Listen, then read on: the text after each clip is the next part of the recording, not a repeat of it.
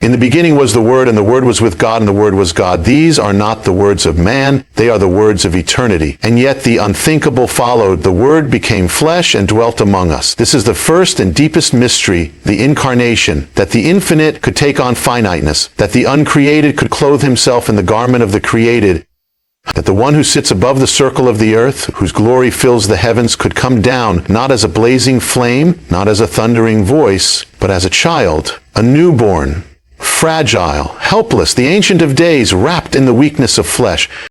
Do you understand the magnitude of this? Heaven came down, the eternal stepped into time, the I Am entered the realm of the I Was and the I Will Be. The one whose voice causes mountains to tremble chose the cry of an infant. The one who holds the oceans in the palms of his hands entered the womb of a virgin. The infinite confined within the walls of a young woman's body. The Almighty carried in human arms. The one who formed man from the dust became dust himself. The one who commanded the stars now lay beneath them. Why? Why would the one who reigns from unapproachable light descend into the shadows of a fallen world? Because love moves. Love does not remain afar. Love crosses boundaries. And so God, being rich in mercy, because of his great love, did not stay in heaven. He came, but not with the thunder of Sinai, not with the fire of the whirlwind. He came as one of us, Emmanuel, God with us. He was not born in a palace, for his kingdom is not of this world. He was born in a stable, because there was no room for him. Do you see the sign? The King of glory, displaced at birth, the Creator, unwelcome in his own creation. From the very first breath he bore the rejection of men, and yet in that rejection was the plan of redemption. For he did not come to be served, but to serve, and to give his life as a ransom. The Incarnation is not just a doctrine to be debated, it is a reality to be stood in awe of. The God of Abraham, Isaac, and Jacob did not send a messenger. He came himself. He did not just give words, he became the Word, and the Word walked among us. He took on our frame. He entered our weakness. He knew hunger, thirst, exhaustion. He who gives rest to the weary knew what it was to be weary. He who formed the human heart felt it break. He who commands angels allowed himself to be tempted. He who cannot be tempted took on the likeness of sinful flesh, that he might be tempted in every way as we are, yet without sin. This is not only condescension, it is identification. God became man not only to reveal himself, but to fully join himself to our condition. He felt the cold of the night. He wept at graves. He wept at graves. He labored with his hands. He endured betrayal. He bore shame. He was touched with the feeling of our infirmities. This is not a God who remained distant. This is not a deity who stands aloof. This is the God who enters in. This is the God who draws near. This is the God who bleeds. Yet, even in his humanity, the fullness of deity dwelled bodily. He walked on earth, but his feet carried the authority of heaven. He was clothed in mortal skin, but he moved with eternal power. He touched the leper, and the leper was cleansed. He spoke to the storm, and the storm obeyed. He called forth the dead, and they rose. He was fully man, but not merely man. He was Emmanuel, God with us. Not in appearance only, not in symbol, but in substance. He is the radiance of the Father's glory, the exact representation of his being. This is the mystery that confounds reason, but awakens the heart. God did not send another prophet, priest, or king. He became the fulfillment of them all. He came not just to teach truth, but to be the truth. Not just to show the way, but to be the way. Not just to speak life, but to be life. And this life was the light of men. And the light shone in the darkness, and the darkness could not overcome it. He is the one who holds all things together by the word of his power. Before there was a beginning, he was. Before the foundation of the world, before the first atom formed, before time was spoken into existence, he existed in the fullness of glory, limitless, boundless, without shadow or end. And yet, he did the unthinkable. The infinite became finite. The one without limits stepped into the realm of limitation. The eternal entered the timeline of man. The God who spoke the universe into being allowed himself to be born, not as a king surrounded by majesty, but as a child, vulnerable and dependent. The paradox is too great for the human mind to contain, yet it is the heartbeat of redemption, the Creator becoming the created, the Maker entering into the framework of his own design, the Omnipotent enfolded into the arms of the powerless, the one who is everywhere contained within a single place. How can the heavens contain him, and yet a womb holds him? How does the voice that summoned galaxies now cry out for milk? How can the God who rides upon the cherubim now be carried by a peasant girl? He who is from everlasting to everlasting allowed himself to grow. The one who formed the spine of man now lay upon one, learning to crawl, to walk, to speak. The voice that thundered from Mount Sinai learned to speak syllables from the lips of a woman he himself formed. The very breath of life drew breath as a child of dust. The one who exists outside of time entered the confines of days and hours and seasons. The uncontainable now held within the bounds of humanity.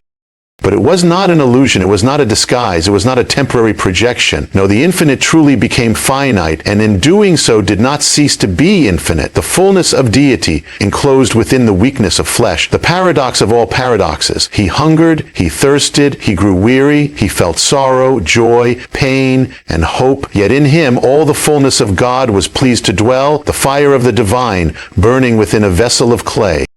The same hands that shaped the mountains now bore calluses from working wood. The same eyes that saw the end from the beginning now looked through the veil of time. The same heart that beat with eternal love now beat within a human chest. There is no logic that can grasp it, no science that can measure it, no philosophy that can decode it. It is the ultimate paradox that the one who is above all could stoop beneath all and remain who he is.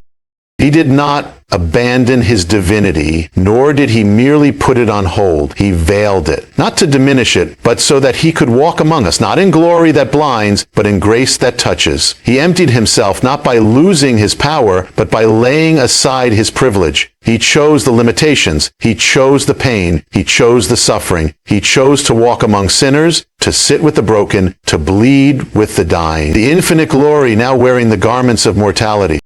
The paradox did not end in the manger. It followed him to the cross. The source of life allowed himself to die. The sinless one bore sin. The righteous was counted among the wicked. The immortal tasted death. The very hands that formed man were pierced by the very ones he formed. The one who gave the breath of life gave up his last breath. The all-sufficient God cried out in agony. The Lord of hosts surrendered to the hatred of men. And even in death, the paradox continued. The tomb that should have ended it all became the place where death died. The infinite, having become finite, broke the power of the finite. He rose not as spirit only, but in body. The same body that bore scars that hung on a tree, now glorified. The risen one, still bearing the marks of mortality, now reigns eternally. The infinite had entered the finite, and in doing so, redeemed it. This is the paradox of the God-man. The one who came down in humility now reigns in glory. The one who emptied himself is now exalted above every name. The one who stooped to wash feet now sits at the right hand of majesty. The infinite became finite, not to be changed by it, but to transform it forever. He came not to be admired, not to be enshrined in stained glass, not to be turned into a figure of distant devotion. He came for a purpose forged in eternity. He came on a mission, older than the earth itself, older than the stars, older than sin, older than the fall. The God-man did not descend into our world for comfort or for glory. He came to die. From the moment of his birth, the shadow of the cross fell across his path. The wood of the manger pointed to the wood of the cross. The swaddling cloths would one day be exchanged for burial linen. He was born to die. And not just any death, but the death of a criminal, the death of the cursed, the death of the condemned. He came as the lamb, but not just any lamb. He was the lamb without blemish, foreordained before the foundation of the world, long before Abraham climbed Mount Moriah, long before the blood of Egypt's lambs stained the doorposts, long before the sacrifices smoked upon the altars of the tabernacle. He was appointed. He was the answer hidden in the question, the fulfillment behind the shadow, the substance behind the symbol. He came to take upon himself the weight of sin, the burden of the curse, the judgment of the law, the wrath stored up for rebellion. He came to be wounded that we might be healed, to be crushed that we might be made whole.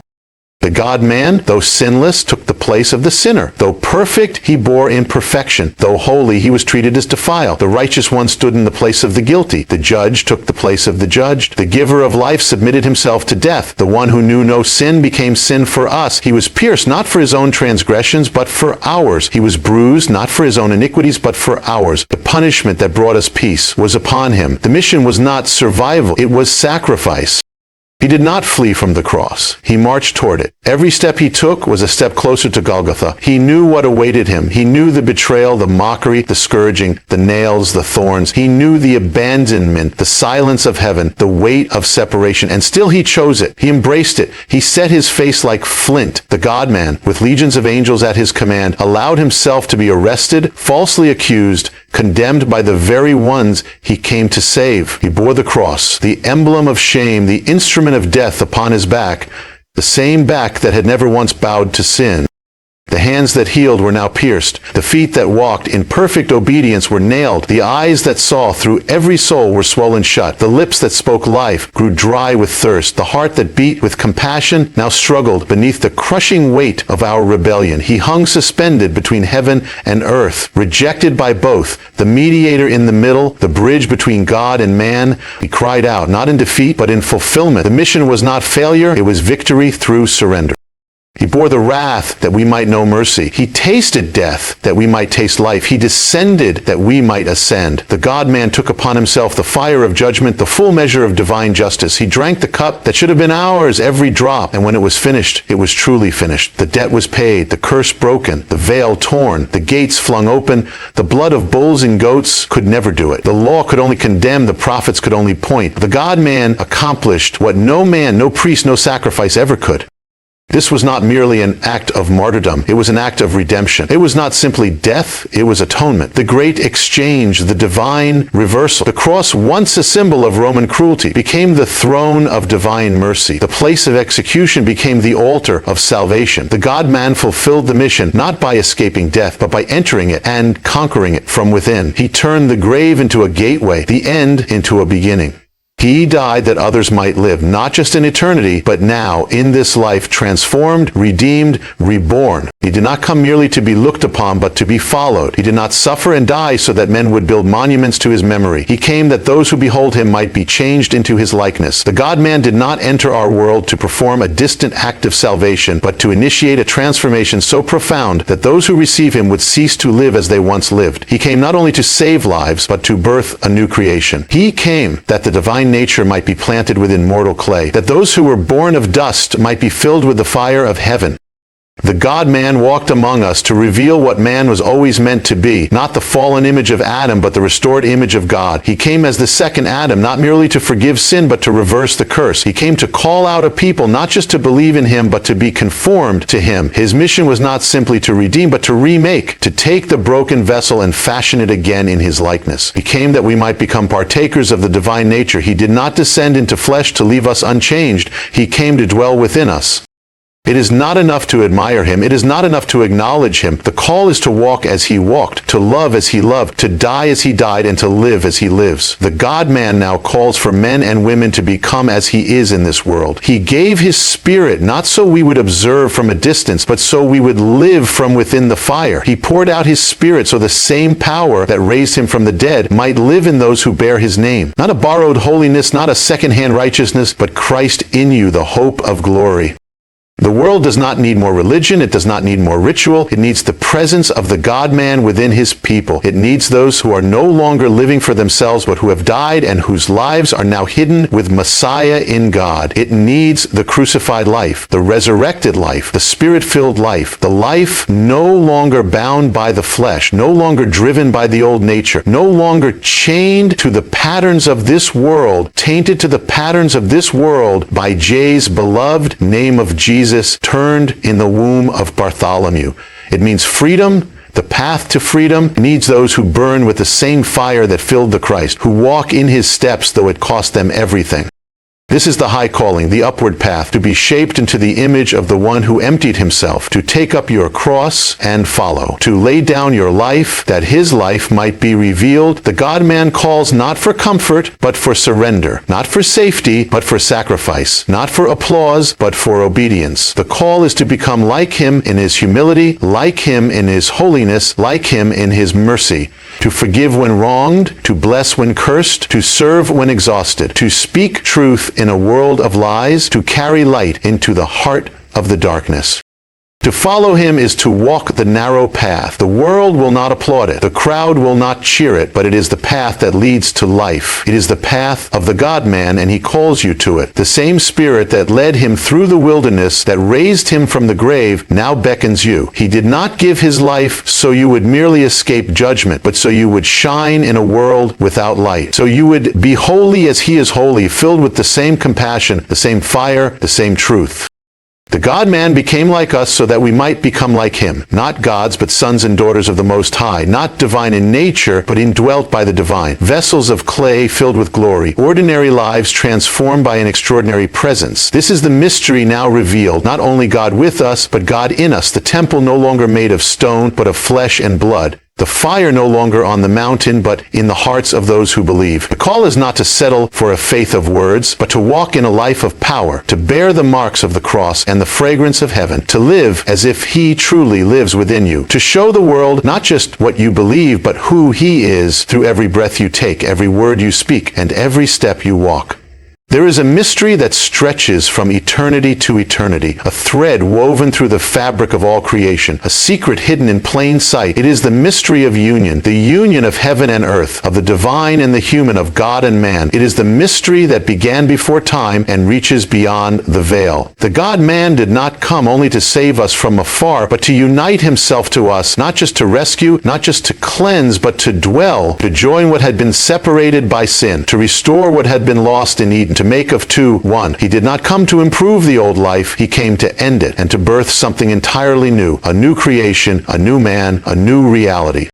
It is written that the two shall become one flesh, and this mystery speaks of Messiah and his people. As a bridegroom joins himself to his bride, so the God-man has joined himself to those who are his. Not symbolically, not allegorically, but truly. His spirit dwelling within, his nature forming within clay vessels. He does not visit occasionally, he inhabits. He does not come as a guest, he comes as Lord. And he becomes one with his people. And in this union, everything changes. His death becomes your death. His life becomes your life. His righteousness becomes your covering. His inheritance becomes your own. This is not religion. This is not the structure of man or the striving of flesh. This is the mystery of Emmanuel. Not just God with us, but God in us. Not just near, but within. He joined himself to your dust, that your dust might be filled with glory. He took on your weakness, that you might be clothed in his strength. He bore your curse, that you might walk in his blessing. He became one with you in your death, that you might be one with him in his resurrection. This mystery means you are no longer who you were. The old self, the old man, the old nature has been crucified. You are not a modified version of your former life. You are a new creation, born not of flesh, but of spirit. Your life is now hidden in the God-man. You no longer live by your own power, by your own righteousness, by your own wisdom. You live by his. You walk not in your strength, but in his indwelling. He is the vine, and you are the branches. His life flows through you. His fruit is born through you.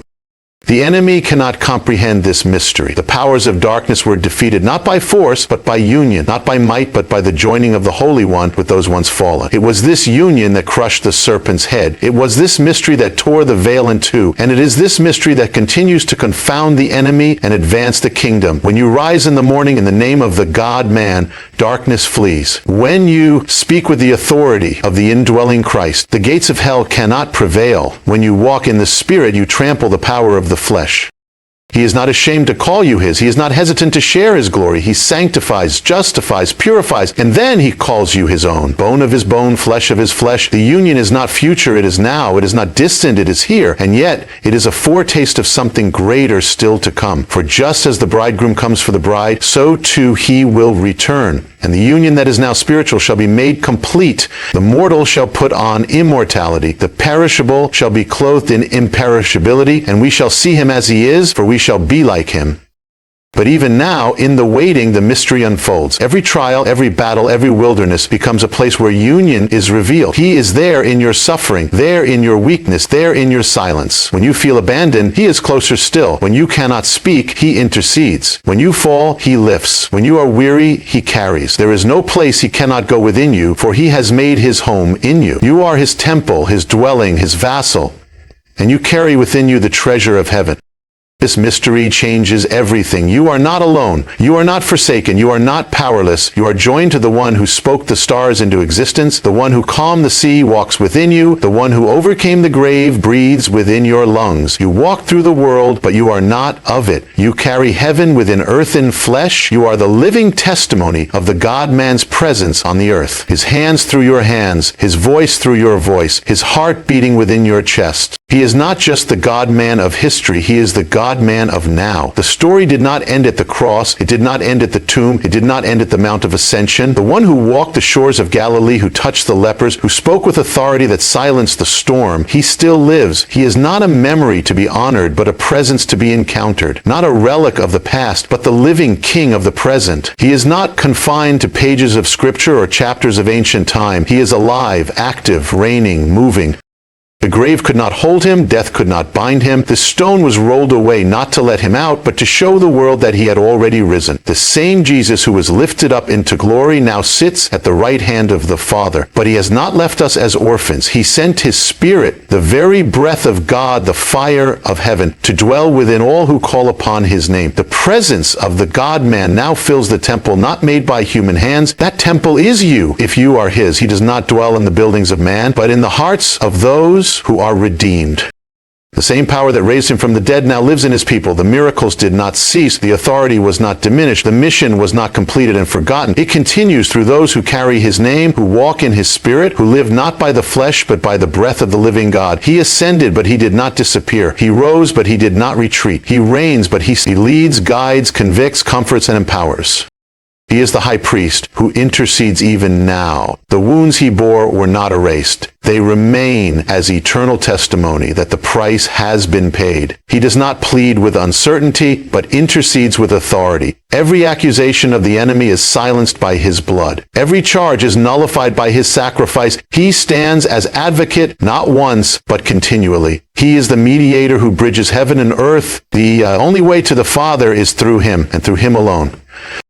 The God-man is the lamb and the lion, gentle in mercy, yet fierce in justice. He is coming again, not as the suffering servant, but as the conquering king. Not in weakness, but in power. Not to be judged, but to judge. The sky will split, the trumpet will sound, and he will return. Not in secret, but in glory. Every eye shall see him, every knee will bow, every tongue will confess that he is Lord. The one who wore the crown of thorns will wear the crown of heaven. The one who was mocked will be exalted. The one who was pierced will be worshipped.